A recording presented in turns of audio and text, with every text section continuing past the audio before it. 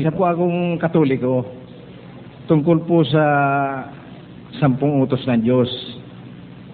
Mangyari po, may nakapagsabi po sa akin na 2 lang daw po ang 10 utos ng Diyos. 2 lang. Sa halip na 10.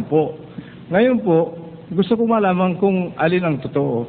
At kung totoo man po, kailan po ito na ay hayag sa sanlibutan. Alam nyo, yung nagsasabi 10 ang utos ng Diyos, mali yun. Yung nagsasabi naman 2, mali rin yun. Pareho silang mali. Wala akong totoo ron. Kasi ngayon ho, nasa panahong Kristiyano tayo. Sasagutin ko kayo sa panahong Kristiyano. Totoo pong may 10 utos ang Diyos. Pero para kanino ba yung 10 utos? Para atin ba yun? Pakinggan nyo kung kanino para 10 utos. Sa isang talata po ng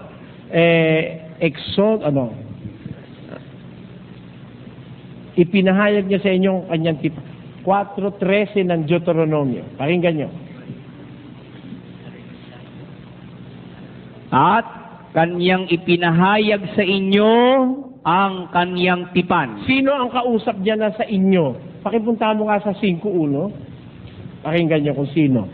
At tinawag ni Moises ang buong Israel. Ayan. Ang Israel po ang kausap dito. Ano sabi sa Israel? Balik. At kanyang ipinahayag sa inyo ang kanyang tipan na kanyang iniutos na inyong ganapin. Alin yun? Sa makatwid bagay ang 10 utos at kanyang isinulat sa 2 tapyas na bato. Ayon. Ang pinagpahayagan ng inutusan ng 10 utos, ang Israel. Sa kanila sinabi yan. Ngayon yung 10, yun ang wikay nahuhulog sa 2. Ang outline, if you are to, pagka yun isi-shortcut mo, nahulog yun sa 2. Pag-ibig sa Diyos at saka pag-ibig sa kapwa. Yan ho ang batas sa Israel. Pero, sa panahong Kristiyano, lalo na sa ating mga hintil, hindi yung 10 utos. Tanyo ha? Pakita ko sa inyo. Sa 10 utos ba may binyag? Wala ano ho? Wala. Basahin nyo 10 utos, walang binyag. Una, ako ang Panginoon mong Diyos na naglabas sa'yo sa Ehipto, huwag kang magkakaroon ng ibang Diyos sa harap ko. Yun ang una. Kalawa, huwag kang gagawa para sa'yo ng larawang inanyuan. Huwag kang luluhod sa kanila. Yun ang ikalawa. Ikatlo, huwag mong babanggitin ang pangalan ng Panginoon mong Diyos sa walang kabuluhan. Ikaapat, ipangilin mo araw ng Sabat. Ikalima, igalang mo ang iyong ama't ina. Ika-6, huwag kang papatay. Ika-7, huwag kang mangangalunya. Ika-8, huwag kang magnanakaw. Ika-9, huwag kang sasaksi sa di katotohanan. Ika-10, huwag mong iimbutin ng mga bagay ng iyong kapwa. Di 10, may binyag ba? Wala. O kaya ngayon, hindi ako naniniwala ng utos ng Diyos 10. Utos yung Diyos yung magbinyag Sabi sa pasyon, magmula sa Jerusalem, lahat ay inyong libutin at aralan ng magaling ang taong nagugupiling ng sasalay di mahimbing. Ang sinumat aling tao aralat binyagan ninyo. Pinapabinyagan ang tumanggap ng bautismo at maniwalang totoo siya kung magiging katoto. Ayun. Di may binyag pala kay Kristo? Doon ba sa 10 utos, meron barong bawal magsyabu? Meron doon? Wala Narinig nyo naman, inisa-isa ko Kaya sa panahon ngayon, hindi yung 10 utos. Marami ang utos ngayon. Marami. Mula ulo hanggang paa may utos. Gusto nyo patutunayan ko mula ulo hanggang paa may utos? Puntahan natin na ulo. Basa. 11. Pakinggan nyo. 11-14. Hindi baga ang katalagahan din ang nagtuturo sa inyo. Anong turo? Na kung may mahabang buhok, ang lalaki ay mahalay sa kanya. Kita mo? Pag pala ang lalaki, mahaba ang buhok, ala Freddy Aguilar, mahalay sa kanya. Sa Diyos pala, ayaw na yung lalaki mahaba buhok. Yung babae. Tatapwat kung ang babae ang may mahabang buhok ay isang kapurihan niya, Oh, bakit? sapagkat ang buhok sa kanya'y ibinigay na pangtakip. Kita nyo? Pag babae pala, gusto ng Diyos mahaba buhok. Pag lalaki, ayaw niya.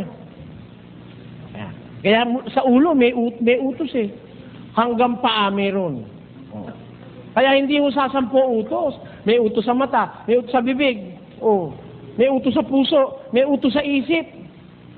Lahat po may utos eh. Kaya yung buong pagkatao mo, inuutusan ng Diyos. Pati paa mo kung saan lalakad, pati hanap buhay, may utos. Bawal lang maghanap buhay sa sugal, sa Biblia.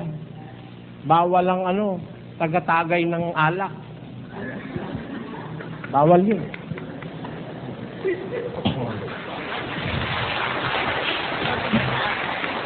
Kaya kung tatanungin niyo ako ilan ang utos sa panahon natin, ang dami ho, ang dami. Binibilang-bilang ko, mahigit 100 eh. Oh. Pati nga Shabu eh, andun eh. Yung Shabu. Sa 10 utos, wala naman Shabu eh. Wala pa naman naiimbento Shabu nun eh. Pero sa batas ni Kristo, meron para sa Shabu. Meron nun, bawal yun.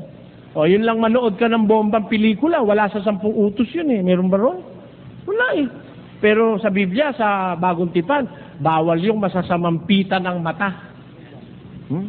Nasa 2 ng unang Juan, versikulo 15 hanggang 17. Kaya po, yun ang sagot ko, mahaba po. Kung iisa-isahin ko sa inyo, kulang ho hanggang bukas ng umaga, hindi tayo tatapos. Basta sagot ko, hindi 10, hindi 2. 10 utos, ba't kayo nagbabautismo?